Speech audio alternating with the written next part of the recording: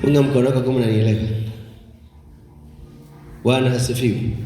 Bwana asifiwe.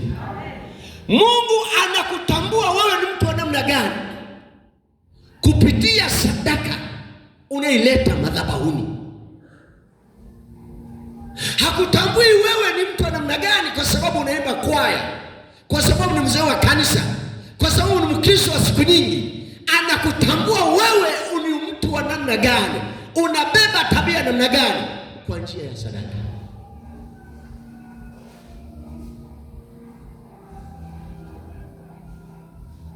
Ukileta sadaka za mzaha, ukileta sadaka kinyonge, kilema, kinakutambulisha wewe ni mtu wa namna gani.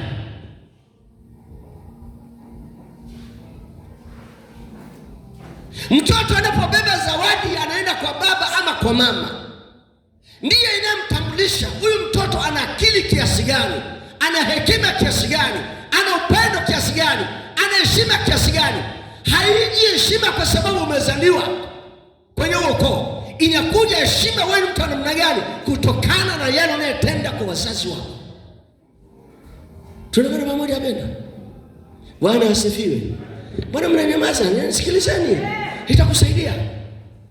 Inawezekana Mungu hajatambua heshima yako. Wewe ni mtu wa namna gani? Sawa, sadaka tu. Sawa, umebatizwa, umepata kipaimara, ni Mkristo siku nyingi. Anaangalia sadaka unaitoa. Unaambiwa utoe sadaka 5,000. Uwezo wako ni 100,000. Uwezo wako ni 1,000,000. Unajilinganishaje na wakombi na wabibi ambao hawana uwezo?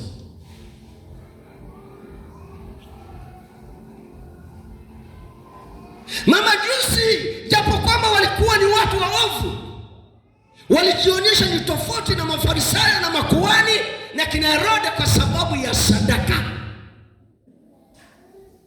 Maana walitokea na dhahabu, kitu cha thamani kinachopewa mtu wa thamani, yeye ambaye ni Alfa na Omega, Bwana mabwana, mfalme wa falme. Wageni wanakuja, unaweza kabisa kuchinja mbuzi, unakimbilia buchani. Majani yenyewe ng'ombe hawana, ng'ombe inanipolo kile kasu kile zuru zikulia taso, kumbe kulia nama ya ng'ombe, kumbe zi taso kemeteleka wapi neno mkadu.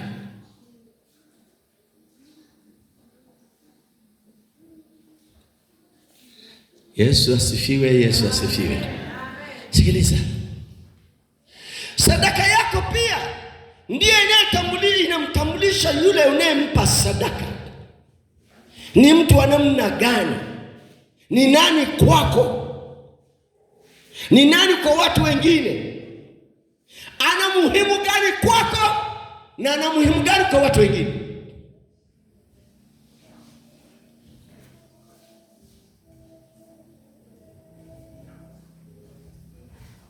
Yesu asifiwe. Tukitaka kujua heshima kwamba watu wanaheshimuje madhabahu, kwamba kuna mchungaji, kuna mwinjilisti, na kwamba wanachopewa ni cha thamani cha ufalme wa Mungu, tutaangalia kwenye tunza watumishi. Anapoleta nyanya iliyokataliwa na mteja, ipolo kililai mishori. Ingi nchitu hata inyongeza kifanya kwa mteja, ililai mishori. Halafu muleti ile mudini. Mayai ambayo yameachwa na kuku, ujui ndani mle mna nini. Ukiyavunja yanafunja ni mayai vinza. Ndiyo yanayotambulisha huyu unayempa sadaka hiyo zawadi ni nani kwako. Ujui wana zote zinakata ina wako mpela aya. Ima kama ya neno wako mpela. Ina neno noko lelile wako ndete ile makamaya.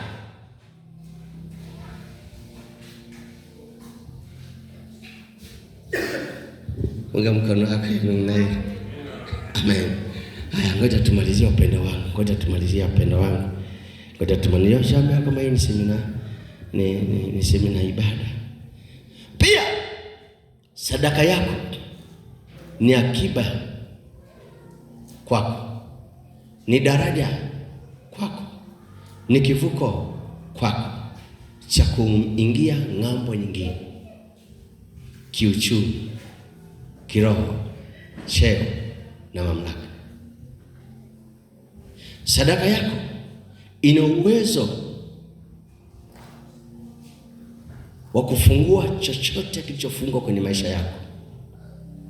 Ina uwezo wa kukufanya usikie. Ina uwezo wa kukufanya uone ndani yako. Na sadaka yako ina uwezo wa kukuepusha na hila na mitego ya adui zako, hasa walio siri. Sadaka yako ina nguvu ya kukufanya wewe uingie ng'ambo nyingine, kiroho, kiuchumi, kicheo na mamlaka. Sema amen.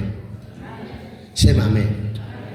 Sadaka ya mamajusi ilimtoa Yesu kwenye mauti na utaratibu na majaribu ya Herode kutaka kumuua nani? Yesu. Tunakwenda pamoja? Bwana asifiwe. Bwana asifiwe. Yaani kuna sadaka ya kinabii ambayo ikiachiliwa kwenye hii madhabahu, kuna mahali tunavuka, kuna mahali tunakwenda. Kwa mfano, kuna yule mkuu wa wilaya wa Nzega, mara ya kwanza amesimama madhabahuni akasema natoa mifuko ya simenti kwa ajili ya ujenzi wa kanisa, mifuko 115. Sio kwamba ile sadaka inatuvusha, silivuka. Ile sadaka zinaleta watu wavuke. Mtu mmoja mifuko 115. Sio kwamba alishia hapo. Akaenda baada ya uchaguzi akasema tena namtolea Mungu sadaka ya ujenzi mifuko 110. Jumla 225. Mtu mmoja. Sadaka ina uwezo kukuvusha wewe ng'ambo nyingine, ama kuvusha watu wengine ng'ambo nyingine. Tunakwenda pamoja? Bwana asifiwe. Bwana asifiwe. Yaani sio swala la kutoa tu kwa taratibu, kwa mazoea. Mtu anaweza kusema hivi, kwa sababu Mungu amenifikisha hapa, natoa sadaka yangu ya vigae kanisa hili lote. Hatujaenda ng'ambo nyingine. Hatujaenda ng'ambo nyingine. Bwana asifiwe. Mtu akasema hivi, kwa sababu ya utumishi ninaoona ndani ya mchungaji, mashamba yake napeleka kuta yangu, napeleka kubota yangu, napeleka ng'ombe yangu, nalima yote, wengine watapalilie. Hatujaenda ng'ambo nyingine. Bwana asifiwe. Sadaka yako mtu anaweza kusema hivi vyombo vya kwaya havina busa, havina hivi, natoa busa, natoa seti nzima. Hatujaenda ng'ambo nyingine. Mshike jirani mkono wako, mwambie si kila zawadi unayopewa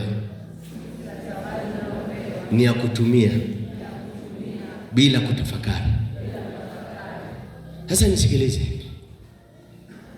Mama ajusi wale walipotoa zawadi ile ya dhahabu, kama wazazi wake wangeitumia, si Herode angewaua? Lakini walitunza mpaka madhira yalipokuja. Mungu akaambia, mnayo nauli, mtoe mtoto wako aondoke hapa. Ngoja niwape ushuhuda nimalize.